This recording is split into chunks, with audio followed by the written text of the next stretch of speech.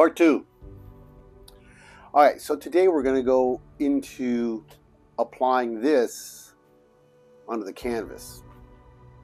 All right, do you remember when I told you that when you're done, you're going to want to clean up your palette pretty quick? Well, usually oils can tend to stick to plastics. But in this case, with this plastic one, you can find that you can, and this has been dried up a bit, that oil can be scraped right off. So, but that doesn't mean you want to wait for it to dry. You want to keep up your stuff and make sure that everything is cleaned after you've finished, or even if you're not completely finished and you're most likely not going to come back to it right away, you pretty much want to clean up everything. Now, here's another thing that I can show you. Let's take the back of the brush here. This is still very, very much wet. And we've been away from this for about a good 48 to 72 hours. So it's been around. Where is my... here we go. Reach! Okay. Cleaning rag. I'm going to use a cleaning rag instead. I can use this over and over again, and I don't have to waste paper towels on this. So, as you can see, we're going to be working on the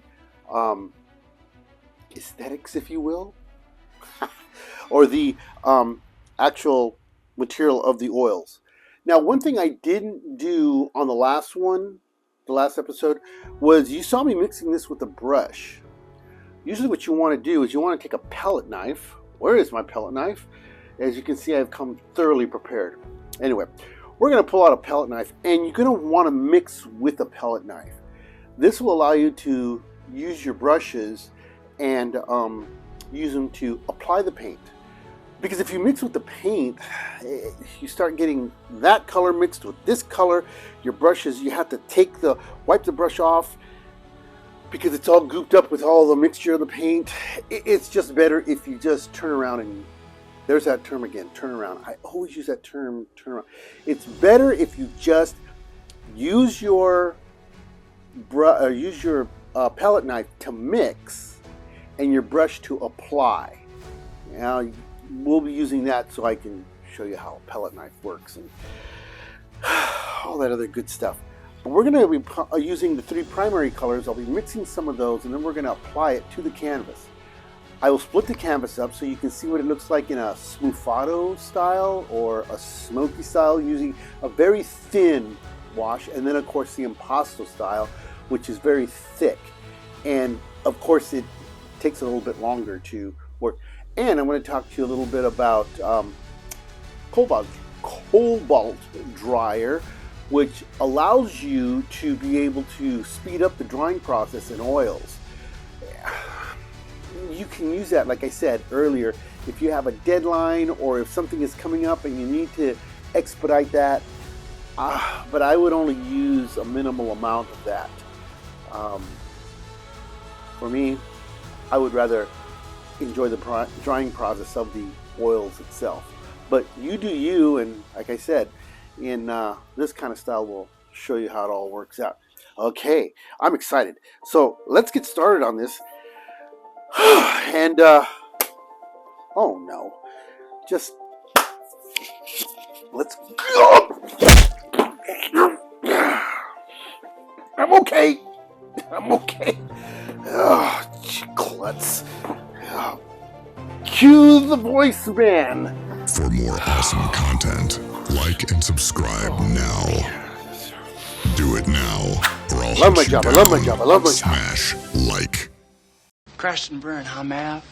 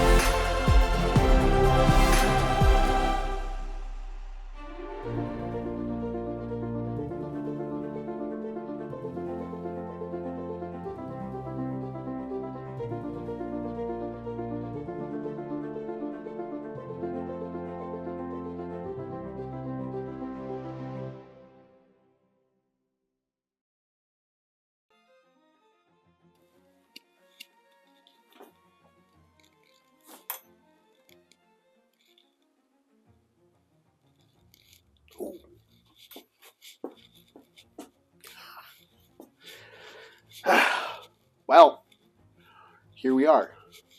Okay, so now what we're going to be working on is the two different types, well, how to work with oils. You're going to hear a lot of information. There's a right way and there's a wrong way. Okay. Kind of keep this, not to yourself, but those of you who are heading off to college, the worst thing you can do is to confront your professors. And in some cases, you might find that you are a better illustrator than these professors. But remember this, the professors that you have way more experience than you will ever have. Seriously, they will. You can come in with a cocky attitude and be the greatest illustrator you thought you ever were, and they will definitely capitulate that you have a great illustrative style. That doesn't make them better. That does not make you better than them. You might have more information, but you don't have the experience that they have. Okay, so the reason I'm saying that is because what I'm going to tell you, I don't want you throwing at your professors in a disrespectful way. I want you to keep this under your hat and to utilize this. And if you're smart, you'll listen to what they have to tell you. You may not agree with everything. As here, you may not agree with everything that I'm talking about. And that's fine. Art is not an absolute. There is no absolutes in art. I think I went over the 1+1 theory. If I haven't, I'll go over it again, but I'll probably review that and I'll show you. But anyhow, art is not objective, it's subjective. And when you're in college, they are trying to stretch you out, pull you out of that comfort zone. So be patient and don't get frustrated. I'm saying all that to tell you this, that there is no absolute right or wrong. There are some professors that are going to turn around and, I hate when I use that word, turn around. They're going to tell you certain ways to paint, because majority of young artists come in with a certain style and we can see it. I did it, they did it, you're going to do it. And they want to stretch you out of that. Now, your style may be very, very effective. It may be a style that you want to use, and fine, that's great. But also consider that you want to stretch yourself out. Put yourself out there. Let yourself be humble. Don't be like me. Just because you can illustrate and you can paint real well, have fun with this. Okay, so what I'm going to say is we're going to start working on, or I'm going to show you a style called Sfumato. And that is a smoky style, and it's using a very thin layer of paint. Now, majority of students use this because they are trying to, how do we say, thin their paint out, because it is so expensive and they don't want to have to be running to the store. And there are some professors who want you to just use an impasto style. They want you to get your paint and just squeeze that tube out and really pull the amount of paint out as much as you can to be able to, well, get yourself involved in that paint. So don't get frustrated. Listen to what they have to say. And do. Bend, turn, twist, change, humble yourself. Here's another thing you can do. If you're working at this in college and you're feeling defeated, or you're feeling like, I really can't paint, get yourself a project that you're working on and do that at home. Keep your confidence up. Keep that style that you're working on at home. But stretch yourself out on this. All right. I hope I made myself clear on this. I'm just trying to get you ready for what's happening, what's coming down the pike. Okay. Here's my cleaning rag, aka cleaning towel. It's really a towel. And look at this, huh? I use it all over. And then I cut a little hole and I hook that right there and boom, voila, my cleaning rag. Okay? So, get something big. Oh, and that's the other thing, is you're going to start learning how to paint large. We're going to do that in painting techniques. And remember, some of these kind of cross over with techniques and some with just learning how to work with the stuff. Okay? All right. Okay, I'm over here. I moved my stuff from here to there so that I would be able to just, and here I was turning around. Okay, so here I have my paints. Look at that, huh? I really got quite a bit there of the 3 primary colors and then of course my white. Now, if you're going to be utilizing this type of paint and you're going to be or you're going to be using some Sfumato, and you are, or you're going to be doing impasto, expect that there's going to be some waste in paint. Don't be disappointed if you disregard some of the paint, or not disregard, but have gotten rid of it because you haven't completely used it. It's the way of the beast. Don't try to sit here and go, oh my goodness, I've wasted paint. Yeah, it happens with all of us. It's happened to the masters. Okay, let's move on. Okay. Oh, one last thing. I didn't go over this part. This is a Dammar Finish. This is a glaze. And again, this is something you want to, when you're glazing your work, you want to warm this up a little bit. And then after 6 to 12 months, lay this on top. It's a beautiful glaze. It really enhances your colors. Don't do it in a humid atmosphere. You'll have things that'll happen called blooming, where it actually kind of like these cloudy spots that actually bloom. They look like flowers blooming out. You don't want that. So you want to make sure it's dry. And what I'm saying by dry is not like a desert dry, just like dry. You don't want to be in a humid time or in a humid place, because that'll create that. You don't need to get it so warm that it's really hot. Just warm it up a little bit and then glaze your work, and it really makes your work, the colors really become more brilliant. All right, now I talked earlier about a palette knife. This is a palette knife, and that's what I'm going to mix my paints with here. Okay, what are we going to do? Well, we have been working on landscapes, so I don't know, just kind of work with the sky. So let's kind of do that. We're not working on technique. We're working on how to work with oils and using the 2 different styles here. So naturally what I'm going to do is I'm going to take some of my blue here. Wow, that's a big chunk of blue, so I don't really want to take that much. There we go. And I'm going to mix that with my palette knife. All right. Now, what I'm going to do is I'm going to take my palette knife and I'm going to wipe this clean, because I'm going to pull out some of the white. And I really don't want to contaminate my white. It is eventually going to get contaminated, but I want to try to keep it as least contaminated as possible. Keep in mind, what I'm trying to show you here is not set in stone. You might find other techniques that you might be able to work with, but I'm trying to just show you how to work with the oils themselves. All right, so I'm going to take some of the blue and mix this in here and lighten that blue up. And that's still really a lot of blue.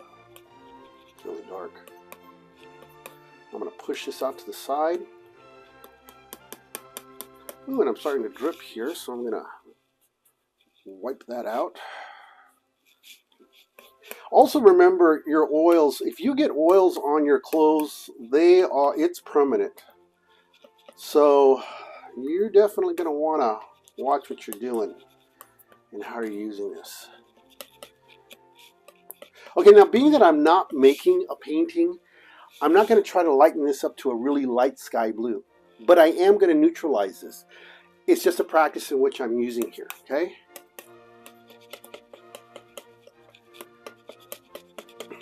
All right, so I'm going to take a little bit of the yellow,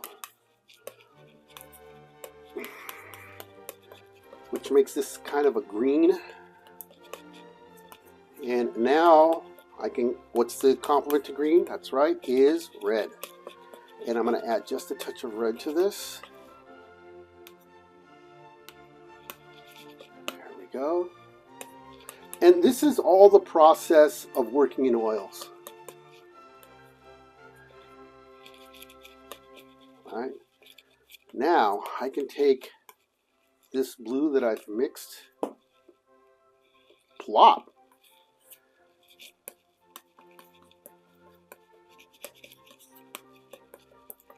And take some of this white and mix this up. There we go. So we have a nice sky blue there. All right, I'm gonna scoop up my blue that I dropped here.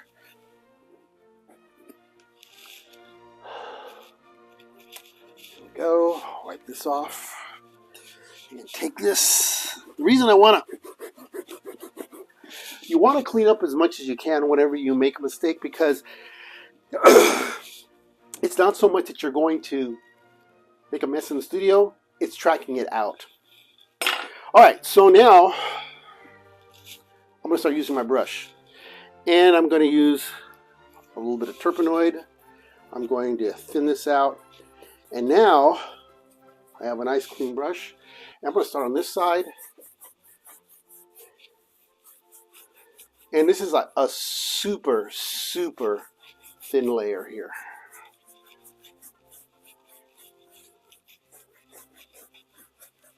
It's almost like a wash.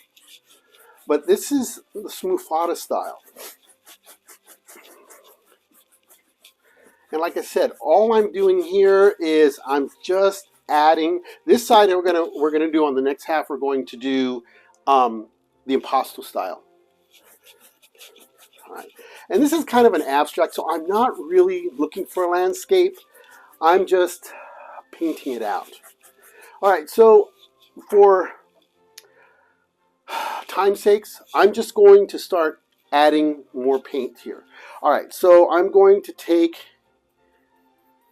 some of my yellow and just kind of blend this in here. And now see, here's another technique, or here's another way of using this Sfumato. I mixed my paint here on this, as you saw. I took my paint here, mixed it with my palette knife.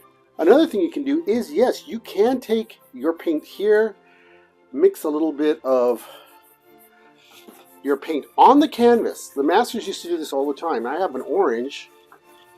And now I can take my blue and neutralize this. And I'm just going to fade this up.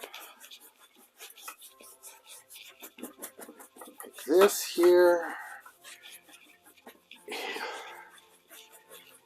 have an orange, so I'm going to add some of this blue. And I'm going to use some of this blue here. Ooh! Look at that, huh? And I'm just playing with color here. Look at that, huh? Now, if you go back to our color theory, or we go back to tint and hue and all of that stuff, now I'm going to, I picked up some of this and I got some of that blue there.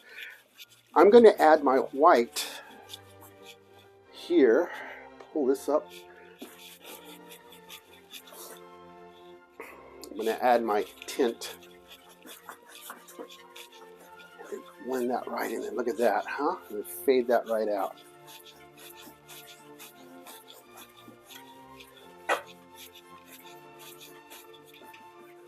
And I'm mixing this here together with that blue, and I'm just going to fade this up.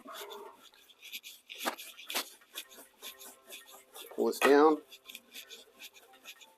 And you can see we have some going on here. But again, we're just working in this style here, and it's almost like a turner. Could be a Monet. But we're looking at more of a impressionist feel here.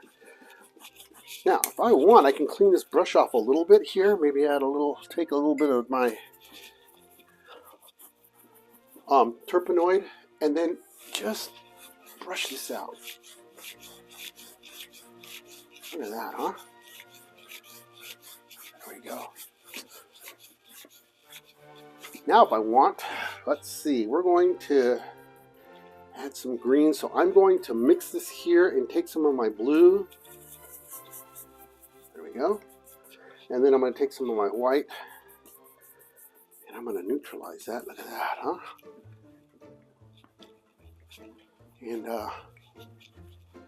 just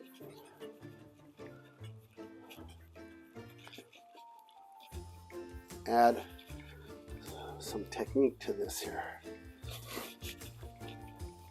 And I know I keep referring to technique, but these are so close to working together in technique and showing you how to work with oils. And I'm just going to pull this to get a little more green in here and add some. Oh, look at that, huh? Yeah, it's just like, you know, Bob Ross is like, ooh, we artists do. We get excited over, I'm just dropping paint all over the place. We just get excited over what we create. All right, look at that, huh? All right.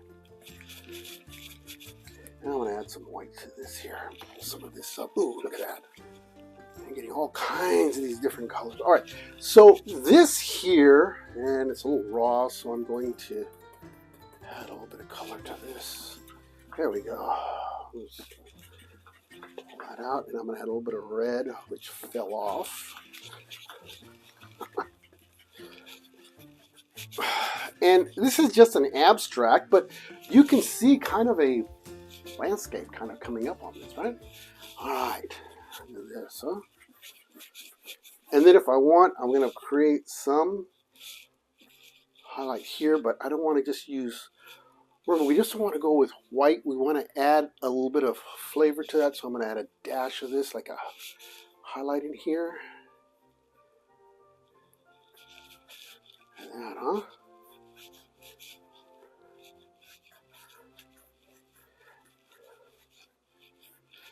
And then, just for kicks and giggles, as a good friend of mine in college used to say, I was Jim Malone. With this, I'm going to add a darker color here in the front as an abstract here.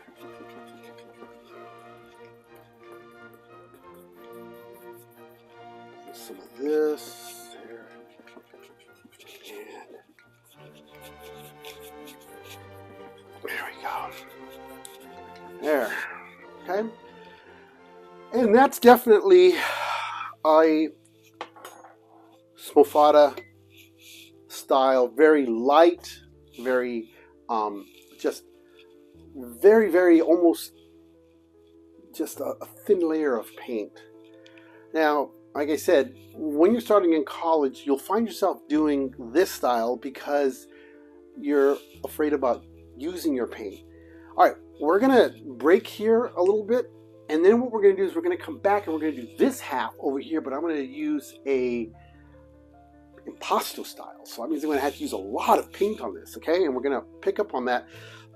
And in here, using the impasto, you should use your palette knife more often as I did with my Sfumato, because you're going to be building that paint, but you can also build that paint on the canvas. That takes a little practice. Rembrandt did that. Van Gogh did the same thing. A lot of the Impressionists did that. Monet did that. And this is why it's a really good experience for you to visit museums, because you can see these paintings up close. You can see the brush hair still stuck in the paint. I get it. For me, it's like I look at that, I can get up close. I'm really surprised with everything going crazy the way things are, that they don't put a glass barrier where you can't get up close. You can still get right up here with those paintings, and you can see those hair. And for me, it's like that's the hair that was connected to the brush, that was held by the hand of the artist who painted that. Take you kind of back in time. All right, let's take a break, and we'll be back after this. I'm going to pick up my paint that keeps sliding up. That's the other thing with oil. It just slides. It's not like, it doesn't grip, but we'll be back. Ooh.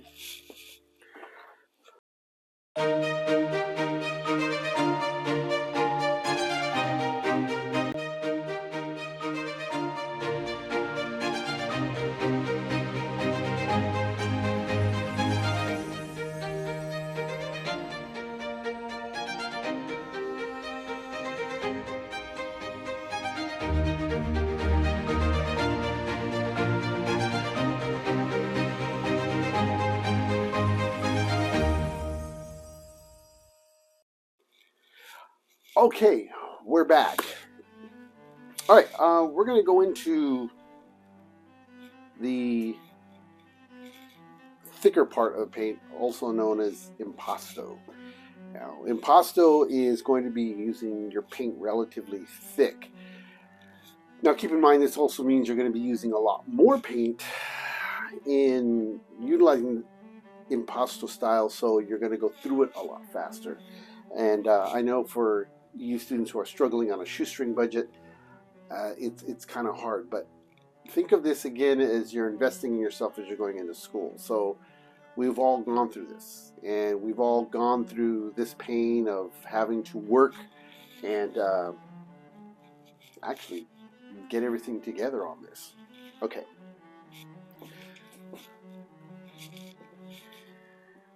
All right.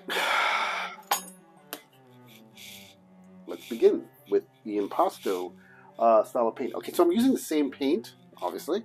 And again, we're not going into technique. Oh, before I go any further, I talked about Colbolt dryer, and that's it right there, Colbolt dryer, okay? Now, this here accelerates the drying process in your paints. If you're working in impasto and you're trying to move rather quickly, you could use this. Keep in mind, again, only use a couple of drops. You really don't need to add more than that and mix it into your paint. I'm telling you, if you pour quite a bit of that, your paint is going to dry real quick. I mean, extremely fast, almost as fast, if not quicker, than the acrylic. It accelerates your painting process very, very quickly. So doing that, you've got to just use a couple of drops. I've had this Colbolt dryer here for about 3 years. No, longer than that. 4 years. I've had this thing for 4 years. And it's got a seal all the way around it, but I'm not sure if you can see. I haven't even used, so you can't see it. But I've probably used maybe a quarter of it. Very, very little. It's also helpful if you're building some spots and you need to have that dry so you can mold and sculpture some other parts. So it has some value to using Colbolt dryer. And once again, it's called Colbolt dryer. It's made in the U.S. This one's made from Grumbacher. Grumbacher is probably one of the most well-known names in oil paints. Okay, let's go back to what we are. Now, what we were doing is we're now going from Sfumato, which is a very thin layer of paint, to a very thick layer of paint. Now, I know I'm getting into techniques, but here's another thing you can do. You can do a combination of Sfumato and impasto, and also pellet knife, variety of that, and work those styles in your painting. Again, there's no right or wrong to that. I have a painting back in California in my mom's house. It's still life. She loves still lifes. And this was the period where I hated doing still lifes in college, but that was one of our assignments. And the back wall is done in palette knife. the actual subject matters, which is the bottle and the fruit and all that, is done in just a brush style. But the floor or the table is done in a very, very Sfumato way, very thin layer, and it almost looks very, very glossy. Now, my professors didn't like it and said, you need to thicken that up a lot more. In their eyes, it looked like I didn't know what I was doing and kind of shortcutting. Part of that was probably true, but I've kind of developed that style and used it in another painting, which I did. It's Poplar Forest. My titles are rather long, and this one is called, it's not Popular Forest, my dear, it's called Poplar Forest. It has the two robots, and you can see here in the painting, I've made the bottom part of that look more of a, it's very thin layer, but I was able to create that image of almost like ice was on that floor there. Okay, so let's get to using this here and taking off on this. All right, so I'm going to make the sky a little thicker.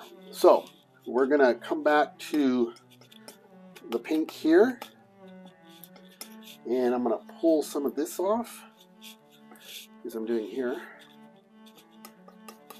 And again, we're not working on technique. I'm just showing you how the paints work, and I'm going to take some of that white and pull this over here.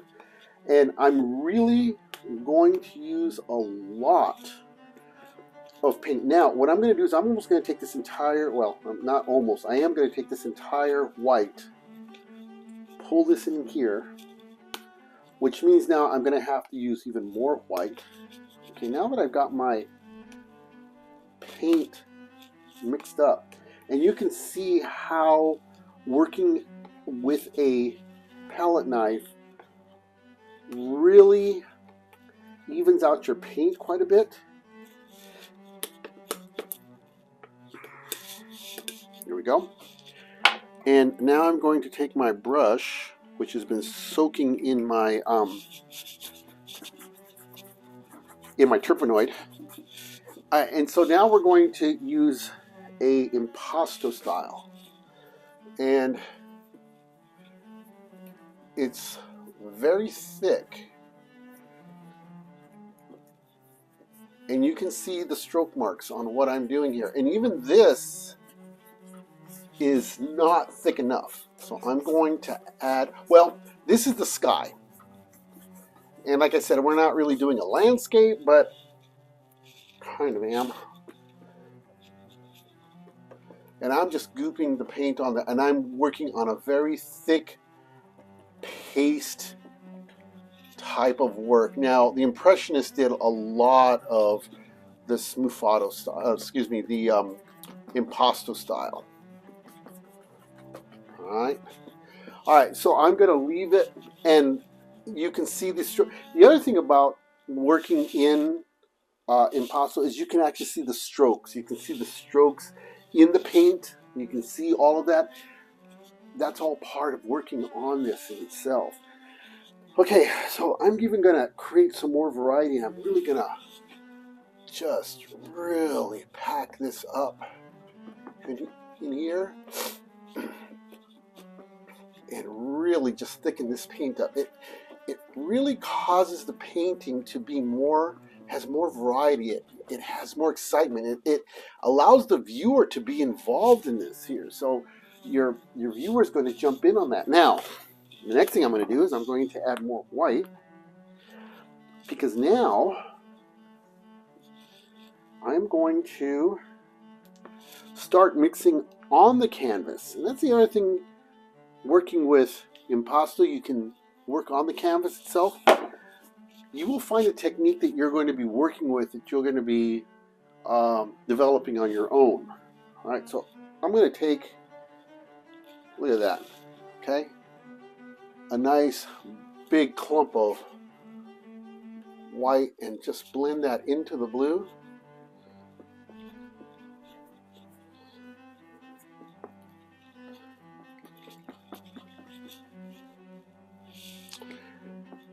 And and just let that paint just thicken up. Look at that, huh?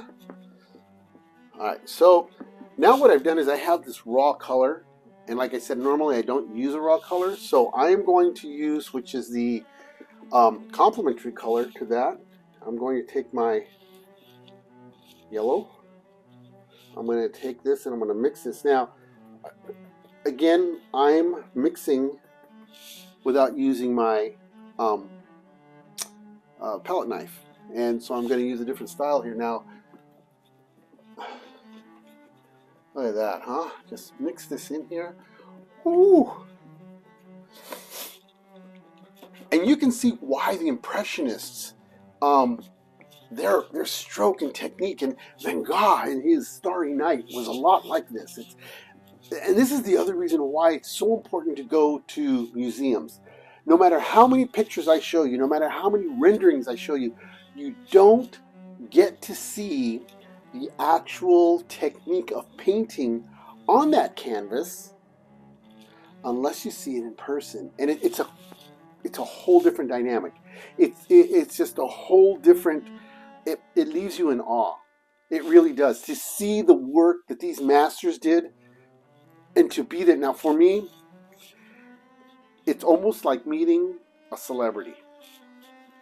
Because you've seen these pictures, you've seen these paintings and pictures in magazines, you've seen them in textbooks, you've seen them before, you've recognized them, you've seen them on television, you've seen them being reproduced.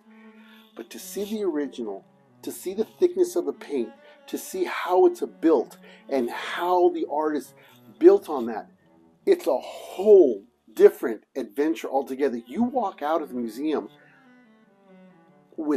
you're enamored, you're in awe. Even now, and I go, I call myself an artist? I'm a professor? So there's this dynamic of being able to, I'm going to fade this out, there we go, and then pull this down, and pull some of this up here, like this, and you just let that paint almost become part of that style. Now, I can even work in developing, look at some more white here. I'm going to develop this and pull this out here and pull this up. And I'm not rushing this. I'm just showing you how, when we get into painting techniques, like I said earlier, we're probably going to take one season on just working on a painting. Maybe several paintings to show you different styles. I haven't really fully planned it out, but I want you to experience the idea of not racing through in a half hour. Again, the reason Bob Ross did that half hour is because he only had a half hour to try to show you. He was trying to show you so much in just a half hour. And now that these YouTubes are out, some of these YouTubes, some of these blogs spend an hour, 2 hours working on these projects. And this is where you're going to learn, because there's no set time standard like television networks have. You know, you have to have only an hour, you only got 45 minutes because you got commercials. You don't have that here. So you're learning a lot more through YouTube than you would be on television.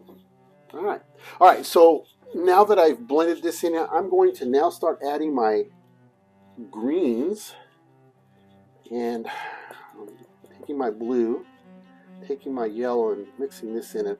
And now I know you're probably going, well, wait a minute, he just was talking about not using the brush. Well, here we go again by talking about there's no absolutes. I'm using this because I'm using the impasto, and I'm building this paint, so I'm actually working this paint up into these areas. Look at that, huh? I'm gonna add a little more red to this to push this back here, and now I'm going to add again. See, and this is where I'm having to use more paint. This is just the way of the beast. Okay, I'm having to squeeze out more paint. And now I'm going to take this paint and I'm going to make this here. And I'm going to add some more yellow to this. There we go.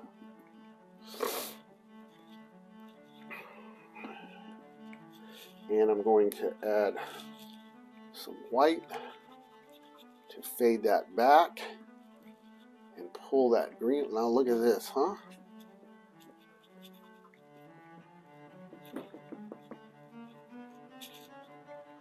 And now you can start creating different styles with your impasto. Alright, so now I'm going to add a little more green to this. More yellow here. And pull this up here. And you can see how I'm just letting that paint just apply to just being very, very thick. And you can see the differences between the two already. One has more of a smooth finish. The other one is more a rough, impressionist look.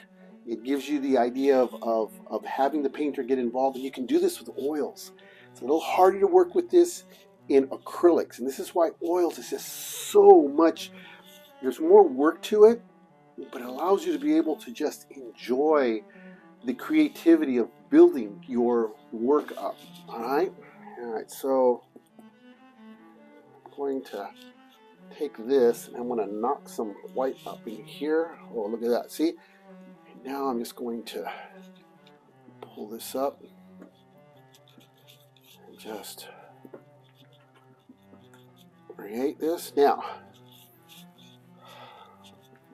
let's say I want to, I'm going to blow this out here. Let's say I want to make almost, I'm gonna take all three of my primary colors. I'm gonna make it really dark, like it's behind some bushes.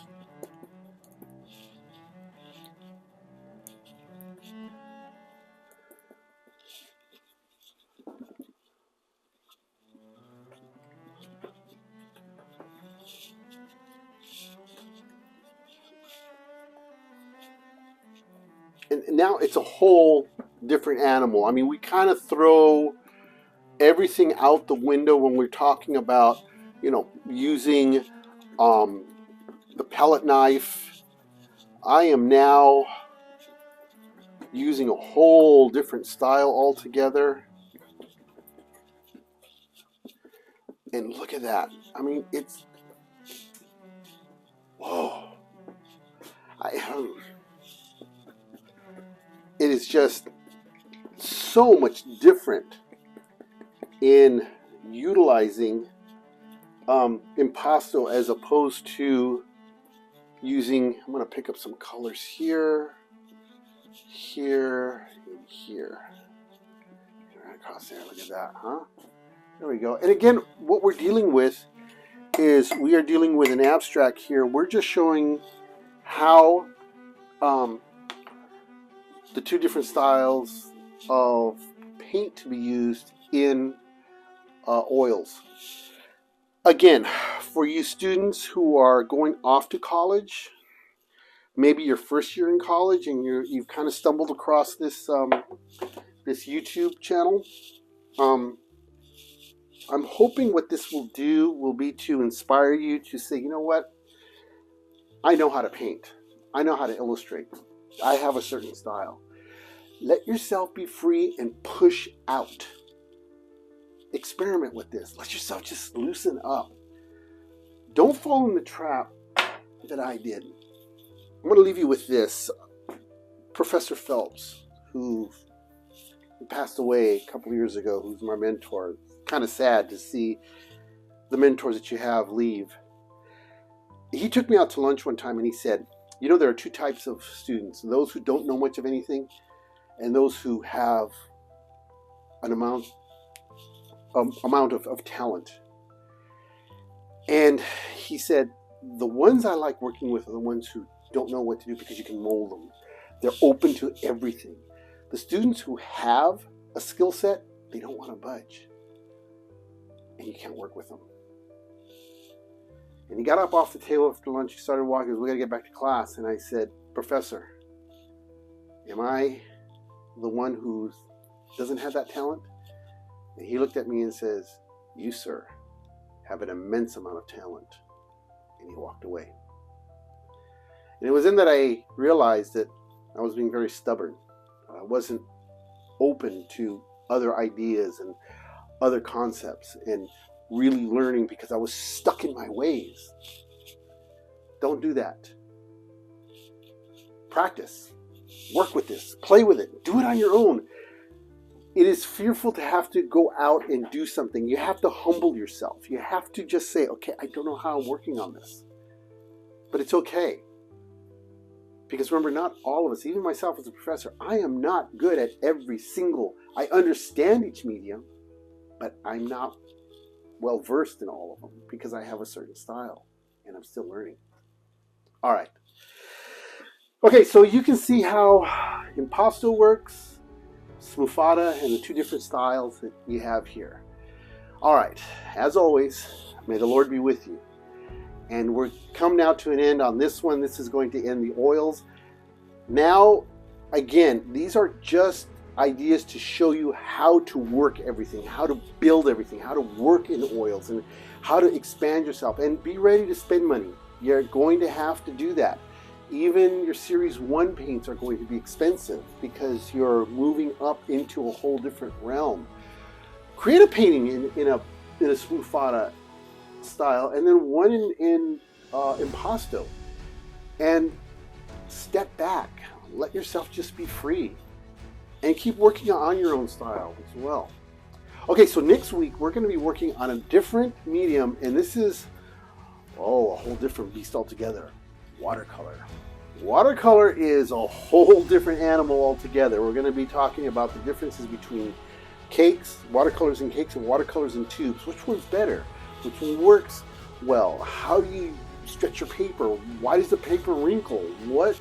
All of this stuff. How do you work on a canvas on it? Do you take your paper and work on it? Watercolor paper comes in sheets. It comes in blocks, and we're going to go over that with you and how to stretch out your watercolor and how to tape it down and all the other stuff on a board and all other good stuff. All right. Okay. So this will end this episode of oils, and ask questions, look at other tutorials, get involved. This is just the first step of working in oils. And we will see you next week on watercolors. Yeah, and it doesn't mean you can work with it underwater. It's the technique. I had somebody say that. Watercolors. Yes.